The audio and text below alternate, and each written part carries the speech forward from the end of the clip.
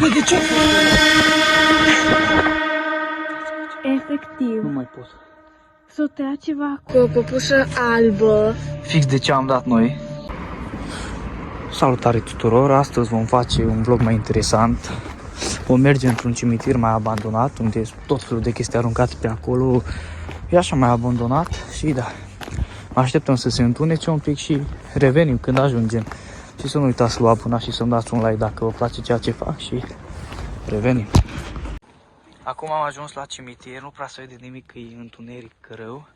Aici e cimitirul spânzuraților, unde s-au omorât oamenii, s-au spânzurat sau ce-au făcut. Și da, suntem în pustietate, nu-i nimic pe aici. Și revenim când ajungem înăuntru, în cimitir de tot. Mi-e frică rău, dar da, nimic nu se vede pe aici, nimic. Imediat ajungem mai în față unde ies lumini și o să se vadă. Și-a sunat ceva de jos, dar nu știu ce-a sunat. Vezi câini pe aici, bagă blițul încolo să văd dacă se vede. Nu se vede nimic, dar da, revenim când ajungem de tot acolo. Acum am ajuns la cimitir și nu știu ce e aici, dar îs lumânări acolo aprinse și efectiv nu-i nimic și se aud câini. Uitați, nu știu, nu prea se vede pe cameră, dar uitați. Așa bagă blițul, așa vreau. Da, n-am băgat blițul. Uitați aici, nimica. Nici o lumină, nimica, numai mormânte. Uai, acolo s-a prinse lumânările, nu știu dacă se vede. Dar merem până acolo, oricum. Uitați. Și efectiv e beznă, nu umblă nimeni pe aici. Da, să văd dacă se vede. Umblăm noi doi. Și acolo beculețe. Nu prea se vede, dar sper să vedeți ceva. Și da, am dat două mașini aici, dar văd că aici stă cineva. Ciudat pe aici, că... Nu, uai ce m-am speriat. M-am gândit pe mine, uitați acolo. E pus acolo un ornament ceva. Ușor să nu iasă nimeni. Aici suntem lângă capelă. Suntem lângă capelă. Cine merge primul? Hai, bebe, tu că ești bebe. Dacă e deschisă capela. Dar nu mă tragi în... Auzi? Au? Noi. Băi, închisă capela, uitați. Luminile aprinse, mâncava și la capelă. Luminile aprinse la capelă, uitați aici. Luminile aprinse la capelă. Vine cineva din spate, din care s-a auzit cea rău. Stai, nu fugi. Revenim. Uitați aici, la mormântul ăsta. Uitați cum arată.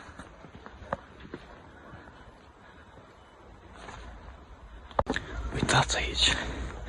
Nimeni, nimic. Stai să văd cine e ăsta. Fodoroto, nu știu cine. Da, să vă zic ceva, în cimitirul ăsta nu umblă efectiv nimeni niciodată. Cred că și-a dat ce-i seama. Păi, uitați cum sunt mormântele. Uitați acolo crăpat tot. Foarte dubios pe aici. Da. Acum merem, încercăm să ajungem acolo, în spate, că este ceva. Se vede ceva în copac. Ma, nu știu ce-i, da. Mi s-a părut ceva, revenim. Am plecat din cimitirul ăla și mereu mai sus, că mai este un cimitir și uitați aici.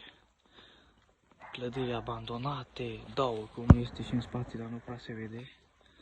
Dacă vreți să le explorăm, să-mi scrieți în comentarii. Într-o zi venim și explorăm pe aici. Și acum urcăm sus la cimitirul celălalt. Și da, revenim. Bun, am venit în cimitirul unde că își arată ceva chipuri, arată încolo cum se vede, o fetiță de 3 ani și 7 luni. Mă frică, băieți, da seama. Așa, stai să căutăm mormântul. Aici e. Bebe, uite ceva acolo! Ce-a fost ăla? Hai repede, ce-a fost ăla? Nu știu! Bun, deci, efectiv, Nu mai pot. s-o tăia ceva acolo și s-a auzit ceva de că s-o spart. Și s-o tăia și nu avea prin ce să se taie. Nu mai pot.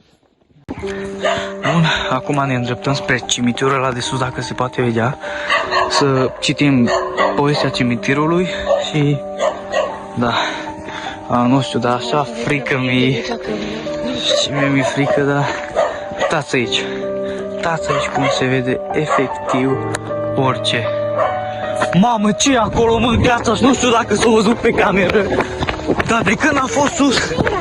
Nu știu, păpușă, dar de când am fost sus, la fetița Daria, unde a murit de 3 ani, tot după noi, păpușa aia. Uitați acolo, acum am căutat pe internet legenda cimitirului din Reghin, fetița cu ochii triși pe nume Daria. Citește. Se spune că într-o seară rece de toamnă, prin anii 80, o fetiță de 3 ani și 7 luni pe nume Daria s-a rătăcit prin cimitirul din Reghin. Bun, până acum e ok. Sună interesant. Ok. Ea se plimba printre cruci și morminte, căutând flori pentru mormintele celor plecați. A căzut într-o fântână veche, uitată de timp. Nimeni n-a mai găsit-o decât a doua zi, dimineață, însă era deja prea târziu. Cred că în fântâna aia de acolo. Unde am? Da. Da. Știu. Știu fântâna. Bun. Daria a fost înmormântată cu o păpușă albă Fix de ce am dat noi. Păpușa... în brațe, fix lângă alea principală a cimitirului. What? De atunci oamenii din zonă vorbesc despre lucruri stranii care se întâmplă după ora 8. Îți apare păpușa în față pe oriunde mergi. Mamă, și cum am zis, fix cum am zis că după 8 ne-am dus. E aproape 11 ceasul.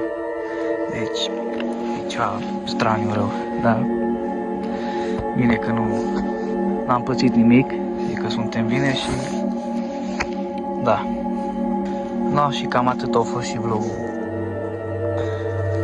de astăzi și da, după cum se poate vedea e ora 11:46 și revenim cu vlogul următor.